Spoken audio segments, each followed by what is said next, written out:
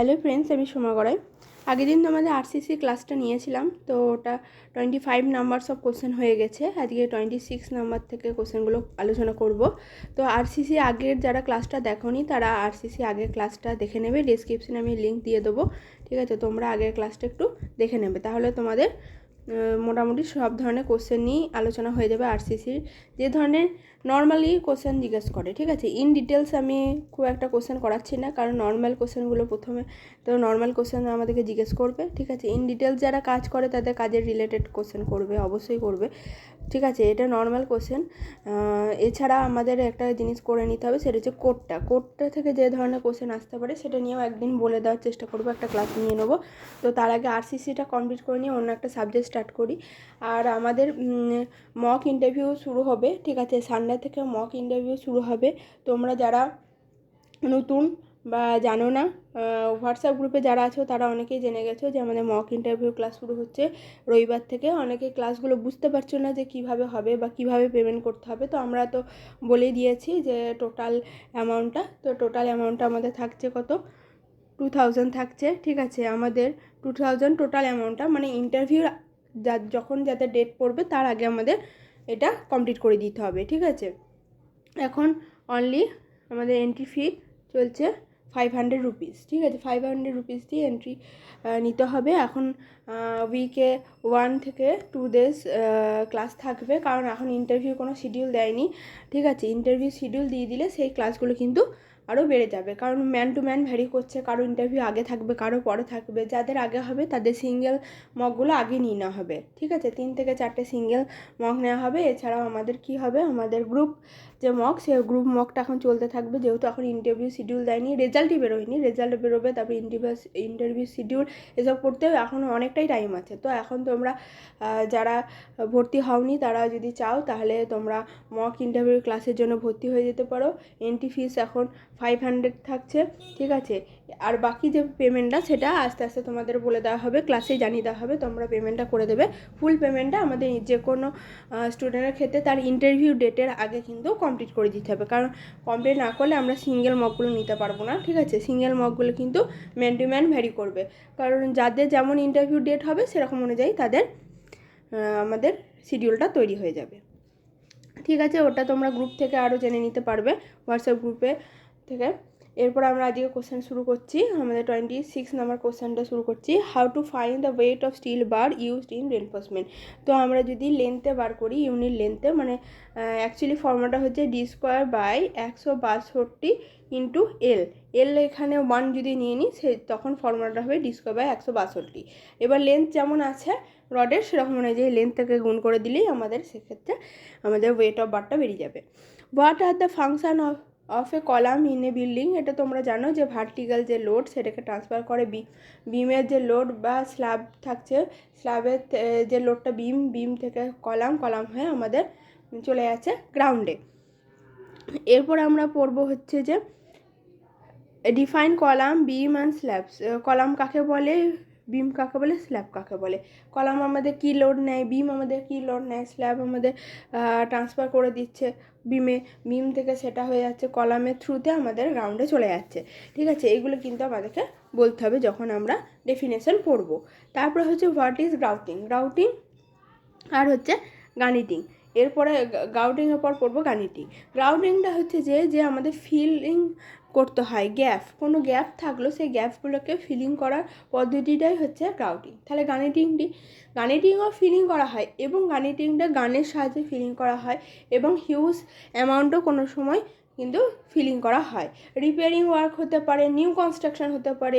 একটা ফেস আছে, হয়তো ওয়ালের মধ্যে একটা ফেস আছে পুরোপুরি, এবং সেই ফেসটা আমাদের অনেকটাই বড় এবং তারজালি টাইপের আমাদের যে রেনফোর্সমেন্ট সেটা দেওয়া আছে, সেটাকে গানিটিংয়ের সাহায্যে কী করা হয়, আমাদের সে কংক্রিটিং করা হয়, ঠিক আছে? তো grouting is the process of filling gaps or void in a concrete structure such as cracks, joint or cavities with a fluid material called grout. Fluid মেটেরিয়ালটা অ্যাকচুয়ালি কিসের হয়, আমাদের মর্টারের হয়, ঠিক আছে? Fill the gap and void to prevent water or air infiltration, improve structural integrity and stability. enhance durability and resistance to degradation, provide a smooth surface finish. ঠিক আছে, এরপর গার্নিটিংটা পড়ছি। Guniting is a construction process that involve spraying a specialized mortar called granite onto a surface to create a strong, durable and resistant layer. Difference between grouting and garniting. ডিফারেন্সটা পড়ে নিচ্ছি, তাহলে তোমরা গার্নিটিং আর গ্রাউটিংয়ের মধ্যে ডিফারেন্সটা করতে পারবে। Grouting is use to fill the gap and void, while guniting is use to create new layer or apply decorative finish. ওই যে বললাম, কোনো একটা ফেসে আমরা নিউ কনস্ট্রাকশন করার জন্য, কংক্রিটিং করার জন্য আমরা কি করে থাকি, বা ডেকোরেটিভ পারপাসের জন্য আমরা গার্নিটিং করে থাকি। আর ওটা ইউজ হচ্ছে কিসের দ্বারা, আমাদের গান থাকে, গার্নিটিংয়ের জন্য যে গান থাকে সেই গানের দ্বারা কিন্তু আমরা কংক্রিটিং করে থাকি। নেক্সট চলে যাবো ডেভেলপমেন্ট লেন্থ, অ্যাঙ্করেজ লেন্থ। এটা অনেকেই গণ্ডগোল করে, ডেভেলপমেন্ট লেন্থ কী আর অ্যাঙ্করেজ লেন্থ কী। তো আমাদের এখানে একটা যদি কলাম থাকে এবং তার সাথে একটা বিমের যদি কানেকশান হয়, যেখানে বিম এবং কলাম কানেকশান হচ্ছে সেক্ষেত্রে বিমের রডটা আমরা যদি এইভাবে দিই, তো সেক্ষেত্রে কলামের সাথে কোনো বন্ড হচ্ছে না, কলামে ভার্টিক্যাল ফেসে এইভাবেও থাকছে আর বিমে থাকছে হরাইজন্টালি আমাদের রেনফোর্সমেন্টটা। তাহলে সেই কানেকশানটা করার জন্য এই যে লেন্থ, এই লেন্থটাকে মানে এই যে রডের লেন্থ, সেটাকে কিছুটা বাড়িয়ে দিয়ে আমাদের কলামের সাথে একটা কী করা হয়, বন্ড ক্রিয়েট করা হয়। সেই বন্ড ক্রিয়েট করার জন্য এবং এই রেনফোর্সমেন্টটা যাতে স্লিপ করে না বেরিয়ে আসে কংক্রিটিং সারফেস থেকে, সেই জন্যে আমরা কি করে থাকি, ডেভেলপমেন্ট লেন্থ দিয়ে থাকি। তো যে লেন্থটা এক্সট্রা বাড়িয়ে দেওয়া হলো, ডেভেলপ এ বন্ড স্ট্রেংথটা ডেভেলপ করার জন্য আমাদের যে লেন্থটা এক্সট্রা বাড়ানো হলো তাকে বলছে ডেভেলপমেন্ট লেন্থ। তাহলে অ্যাঙ্করেজ কি, অ্যাঙ্করেজ যদি আমরা এই লেন্থটাকে যদি এইভাবে হুকের সাহায্যে হুক ইউজ করি, কোনো একটা রডে আমরা যদি, মানে কোনো একটা বলতে যখন কোনো রডকে আমরা হুক ইউজ করছি, সেই অ্যাঙ্কর করে দিচ্ছি, সেই যে লেন্থ, সেই লেন্থটাকে বলবো অ্যাঙ্করেজ লেন্থ। ঠিক আছে, সেইটা ডেভেলপমেন্ট লেন্থ যখন করা হচ্ছে, যে রডটাতে ক্রিয়েট করা হচ্ছে সেখানেও হুক থাকতে পারে, এছাড়াও আমাদের হুক দেখা যেতে পারে, রেনফোর্সমেন্টে আমরা হুক করে দিই, সেটাকেই বলছে অ্যাঙ্করেজ। ঠিক আছে, anchorage value for standard hook, standard হুকের জন্য অ্যাঙ্করেজ ভ্যালু হচ্ছে কত, 16.5। ঠিক আছে, এটা মনে রাখবে। ভ্যালুগুলো দেখে নেবে যে কত ডিগ্রি হুকের জন্য, এটা কি 180 ডিগ্রি, ঠিক আছে, 180 ডিগ্রি হুক। আরও আছে 45 ডিগ্রি আছে, তারপরে হচ্ছে যে 90 ডিগ্রি হুক আছে, সেগুলো একটু দেখে নেবে যে তার জন্যে আমাদের অ্যাঙ্করেজ ভ্যালুটা কত হয়। এরপরে পড়বো types of section in RCC beam. এটা খুবই ইম্পর্টেন্ট একটা কোশ্চেন। ঠিক আছে, types of section in RCC beam, তিনটে টাইপের থাকে জানি, আন্ডার, ব্যালেন্স, ওভার। তো আন্ডার, ব্যালেন্স আর ওভার নিয়ে ইন ডিটেলস তোমাদেরকে পড়ে নিতে হবে, যে আন্ডার রেনফোর্সমেন্ট কাকে, স্ট্রাকচার কাকে বলে, আমরা কোনটা সাধারণত প্রেফার করব, আন্ডার না ব্যালেন্স নাকি ওভার। আমরা সাধারণত ইঞ্জিনিয়াররা প্রেফার করি হচ্ছে আন্ডার রেনফোর্স সেকশন। কেন কি না, ওভারে হচ্ছে যে আমাদের রড বেশি লাগছে, ওভারে আমাদের কি ফেলিয়ার হয়, ব্রিটিল ফেলিয়ার হয়। ব্রিটিল ফেলিয়ার হওয়ার ফলে কি, আমাদের কোনোভাবে আমাদেরকে আগে থেকে সাইন দেবে না, হঠাৎ করে সেটা ভেঙে পড়ে যাবে স্ট্রাকচারটা, সেই জন্য আমরা ওভার রেনফোর্স স্ট্রাকচার কোনোভাবেই করতে পারবো না। এবার ব্যালেন্স স্ট্রাকচার করার জন্য প্রপারভাবে ব্যালেন্স স্ট্রাকচার কিন্তু করা যায় না, কারণ দুটোকে আমাদেরকে ইকুয়াল করতে হয়। ঠিক আছে, না স্টিল আগে ফেল করবে না কংক্রিট আগে ফেল করবে, দুটোই কিন্তু ইকুয়ালি একসাথে কিন্তু ফেল করে। সেক্ষেত্রে ব্যালেন্স স্ট্রাকচার তৈরি করাটা খুবই ডিফিকাল্ট। ব্যালেন্স স্ট্রাকচার তৈরি করতে গিয়ে যদি আমার কোনোভাবে রেনফোর্সমেন্ট বেশি ইউজ হয়ে যায়, করতে গিয়ে যদি রেনফোর্সমেন্ট বেশি ইউজ হয়ে যায়, মানে ওভার হয়ে যায়, চান্সেস বেশি থাকে, সেই জন্য আমরা সবসময় আন্ডারটাকে প্রেফার করব। আন্ডারটা কি হয়, আন্ডার যে সেকশন, সেই সেকশনে আমাদের ডাকটাইল ফেলিয়ার হয়। ফার্স্টে স্ট্রাকচারের মধ্যে সাইন দেখা যাবে যে এটা ক্র্যাক আসছে, তারপরে আস্তে আস্তে কংক্রিট স্ট্রাকচার ছাড়বে, তারপরে আস্তে আস্তে কিন্তু মানে স্টিল বেরিয়ে আসবে। সেই স্টিল বেরিয়ে আসার পর আস্তে আস্তে কিন্তু সেখানে ক্র্যাক সৃষ্টি হওয়ার কিছুটা টাইম পরে কিন্তু আমাদের স্ট্রাকচার আস্তে আস্তে ফেল করে, প্রথমেই হঠাৎ করে ফেল করে যায় না। এটাতে ডাকটাইল ফেলিয়ার দেখা যায়, যেহেতু স্টিল হচ্ছে ডাকটাইল মেটেরিয়ালস এবং স্টিল আগে আমাদের পৌঁছে যায়, তার যে ভ্যালু আছে সে ভ্যালুতে পৌঁছে যায়, সেজন্য আমাদের সেক্ষেত্রে ডাকটাইল ফেলিয়ার দেখা যায়। এবং রেনফোর্সমেন্ট কম ইউজ হয়, তাহলে আমাদের কস্টটাও কিন্তু কম, সেই জন্য আমরা আন্ডারটাকে প্রেফার করব। এটা ডিটেলসে তোমরা একটা ভালোভাবে নোটটা তৈরি করে নেবে, আন্ডার, ব্যালেন্স এবং ওভার রেনফোর্সমেন্ট সেকশন এবং এদের ডিফারেন্সটা কী আছে সেটা তোমরা করে নেবে। এরপর টাইপ অফ লোড, আমরা জানি কী কী টাইপের লোড আমাদের আসে, সেই সব লোডগুলো সম্পর্কে জানতে হবে। কোন কোডে সেই লোডগুলো পাবো সেটাও কিন্তু জেনে নিতে হবে। সেটা তো আমরা মোটামুটি আগে থেকেই পড়ে রেখেছি, তাও একবার রিকল করে নেবে। Dead load, live load, earthquake load, ঠিক আছে, উইন্ড লোড, কম্বাইন লোড, এই লোডগুলো সম্পর্কে সাধারণত ধারণা থাকলেই হবে। এবং কোন কোডে সেই লোডগুলো সম্পর্কে পাবো সেই কোডের নামগুলো মানে সেটাও জেনে নিতে হবে। আর এখান থেকে টাইপ অফ লোড থেকে আর কিছু কোশ্চেন আসে না, ঠিক আছে, আর কিছু কোশ্চেন আসে না। এরপরে নেক্সট কোশ্চেনে চলে যাবো, ফ্যাক্টর অফ সেফটি আর partial safety factor for concrete and steel. তো এটা আমরা জানি, ফ্যাক্টর অফ সেফটি আমরা WSM ইউজ করে থাকি, ঠিক আছে। কংক্রিটের জন্য 3 হয়, স্টিলের জন্য 1.8। পার্শিয়াল সেফটি ফ্যাক্টরটা কিসে ইউজ হচ্ছে, আমাদের LSM, ঠিক আছে। কংক্রিটের জন্য 1.5, স্টিলের জন্য 1.15। এটা আমরা জানি যে কেন কংক্রিটের ক্ষেত্রে বেশি হয় আর স্টিলের ক্ষেত্রে কেন কম হয়, কারণ কংক্রিট আমাদের ম্যানুয়ালি তৈরি হয় বা এটা ফিল্ডে তৈরি হয়। এটা কোনো ফ্যাক্টরিতে যেমন স্টিল তৈরি হয় সেখানে কিন্তু আমাদের লসটা কম, সেই জন্য সেক্ষেত্রে আমাদের কংক্রিটের এই সেফটি ফ্যাক্টর বা ফ্যাক্টর অফ সেফটি সবই কিন্তু বেশি। তো তোমরা যদি বলো যে আমাদের যে লোডগুলো আছে সেই লোডগুলোর যে কোড সেগুলো তোমরা লিখে নেবে, তোমরা লিখতে পারো। ডেড লোডের কোড হচ্ছে কি আমাদের IS 875 পার্ট 1, ঠিক আছে, পার্ট 1। এরপরে হচ্ছে life load, same code part 2।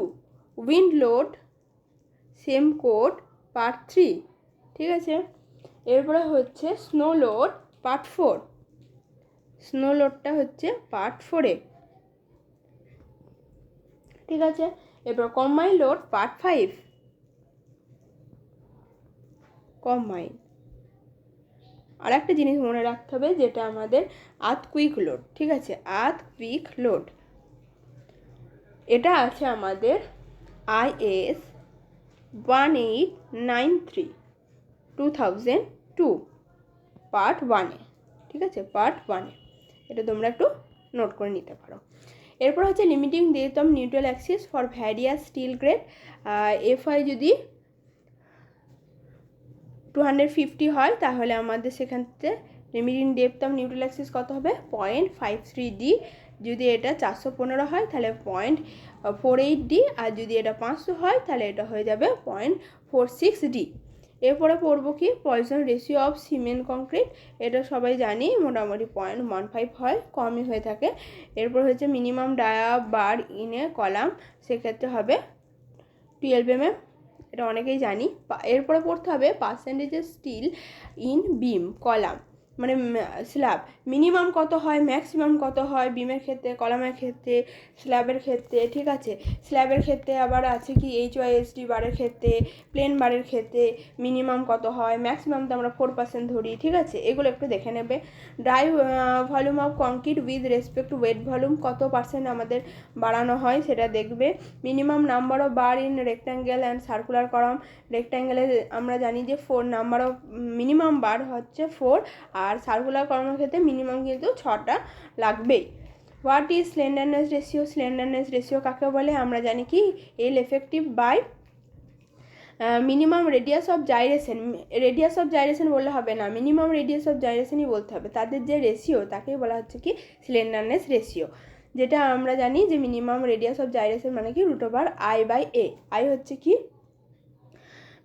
আইও আমরা জানি, ঠিক আছে, মোমেন্ট অফ ইনার্সিয়া, এ হচ্ছে area of the section. Slenderness ratio যদি লেস দেন ইকুয়াল টু 12 হয় তাহলে সেটা হচ্ছে শর্ট কলাম, আর যদি গ্রেটার দেন 12 হয় তাহলে হচ্ছে লং কলাম। তাহলে স্লেন্ডারনেস রেশিও আমরা কিসের জন্য ইউজ করি, স্লেন্ডারনেস ratio is used to classify column as either short or long. Short না লং সেটা জানার জন্য কিন্তু আমরা ইউজ করে থাকি। সেটার জন্য তো আমি বলে দিলাম কখন শর্ট হবে কখন লং হবে। এছাড়া আমাদের পড়তে হবে difference between long column and short column. Short column এবং লং কলামের মধ্যে difference. PH value of water আমরা জানি কি pH value of not less than 6, ঠিক আছে। তো এটা আমরা ধরে থাকি 6.5 থেকে 8.5 মধ্যে, ঠিক আছে। সাম ডিটেলস অ্যাবাউট IS 456। আমি বললাম যে IS 456তে একবার কিন্তু পড়তেই হবে। ওখানে আমাদের ফর্ম ওয়ার্কের দিনগুলো আছে, স্ল্যাম ভ্যালু আছে, কোথায় কত গ্রেডের আমরা কংক্রিটিং ইউজ করব, M30 সি ওয়াটারের ক্ষেত্রে হয়, তারপরে হচ্ছে মানে RCCর ক্ষেত্রে সি ওয়াটারে M30, তারপরে হচ্ছে যে RCCর ক্ষেত্রে আমাদের M20 মিনিমাম ইউজ করতেই হবে। সেগুলো আমাদের কোথায় পাবো, কোডে পাবো, ঠিক আছে। কোড থেকে কিছু কিছু জিনিস আমাদের কিন্তু পড়ে নিতে হবে। তারপরে আমাদের কত মিটার কিউবের জন্য কতটা পরিমাণ কতগুলো করে স্যাম্পেল নেবো, আমাদের যখন কম্প্রেসিভ স্ট্রেন্থ টেস্ট করবো সেগুলো কিন্তু কোডে আছে। তো কোডটা আমি একদিন আলোচনা করে দেবো তোমাদেরকে, ঠিক আছে। তারপরে হচ্ছে number of bag of cement require per cubic metre of 1:2:4 concrete will be approximately. এইটা কিন্তু ক্যালকুলেশন করতে জানতে হবে। মানে আমাদের যদি এরকম বলে দেয়, আমি একটা উদাহরণ দিয়ে দেখিয়ে দিয়েছি, একটা এক্সাম্পল দিয়ে দিয়েছি যে আমাদের পার কিউবিক মিটারে 1:2:4 যদি রেশিও হয় সেক্ষেত্রে আমাদের কত নাম্বার ব্যাগ কিন্তু সিমেন্ট লাগছে। সেক্ষেত্রে সিমেন্ট দিতে পারে, ফাইন এগ্রিগেট দিতে পারে, কোর্স এগ্রিগেট দিতে পারে, নাম্বার অফ ব্যাগও দিতে পারে, কত কিউবিক মিটার আমাদের করতে হবে সেটা কিন্তু বার করতে দিতে পারে। হ্যাঁ, সেই মুহূর্তে দিতে পারে। তোমরা যদি এটা বার করতে প্রবলেম হয় তোমাদের, তাহলে তোমরা সেটা হোয়াটসঅ্যাপ গ্রুপে জানিও। যারা হোয়াটসঅ্যাপ গ্রুপে নেই তারা হোয়াটসঅ্যাপ গ্রুপে জয়েন হয়ে যাও, ওখানে কিন্তু অনেক কিছু আলোচনা চলে, ঠিক আছে। এরপরে যদি তোমাদের প্রবলেম হয় এটা ক্যালকুলেশন করতে, মোটামুটি এটা প্রবলেম হওয়ার কারোরই কথা নয়, কারণ এটা খুবই একটা সোজা প্রবলেম কংক্রিট থেকে, ঠিক আছে। ব্যাগ কিন্তু বার করতে দেয়, সিমেন্টের ব্যাগ কিন্তু বার করতে দেয়। এটা 1:2:4 আছে, এই রেশিওটাও চেঞ্জ করে দিতে পারে, 1:3 করে দিতে পারে, ঠিক আছে। গ্রেডগুলো কিন্তু চেঞ্জ করে দিতেও পারে। তো মোটামুটি RCC থেকে যে ধরনের কোশ্চেন আসতে পারে আলোচনা তো হয়ে গেল। পারলে একদিন কোড নিয়ে একবার আলোচনা হয়েও গেছে, পারলে আর একদিন করে দেবো। কিন্তু আমি অন্য একটা সাবজেক্টে এখন এখন মুভ করে যাব, কারণ মোটামুটি সব সাবজেক্টগুলো যদি আমাদের কী ধরনের কোশ্চেন আসতে পারে এই ধরনের যে ক্লাসগুলো, সেই ক্লাসগুলো যদি হয়ে যায় তাহলে তোমাদের কিন্তু অনেকটাই তৈরি হতে সুবিধা হবে। কারণ এখনও রেজাল্ট বেরোয়নি, অনেকটাই টাইম পাবে। এখনও ইন্টারভিউর কোনো গল্পই নেই, কারণ রেজাল্ট না বেরোতে ইন্টারভিউর কোনো কথাই নেই। মেকানিক্যাল ইলেকট্রিক্যাল বেরিয়ে গেছে, সিভিলে কিন্তু এখনও রেজাল্ট বেরোয়নি। আর এটা নিয়ে অনেকে আলোচনা করছে এই এত তারিখ বেরোবে, এত দিন এই সময় বেরোবে, ওই সময় ইন্টারভিউ হবে। সেটা একমাত্র কিন্তু পিএসসি জানে যে কবে করবে, ঠিক আছে। সেটা আজকেও করতে পারে, সেটা 2-3 মাস পরও বের করতে পারে। সেটা ওদের শিডিউল হয়তো করা আছে, সেই শিডিউল অনুযায়ী কিন্তু ওরা চলবে, তার আগে বা পিছু কিন্তু হবে না, ঠিক আছে। আজকে এই পর্যন্ত ক্লাস থাকলো। তোমরা যদি আমাদের চ্যানেলে নতুন হও প্লিজ চ্যানেলটাকে সাবস্ক্রাইব করো, বন্ধুদের শেয়ার করো, ভিডিওগুলি ভালো লাগলে লাইক করো। নমস্কার।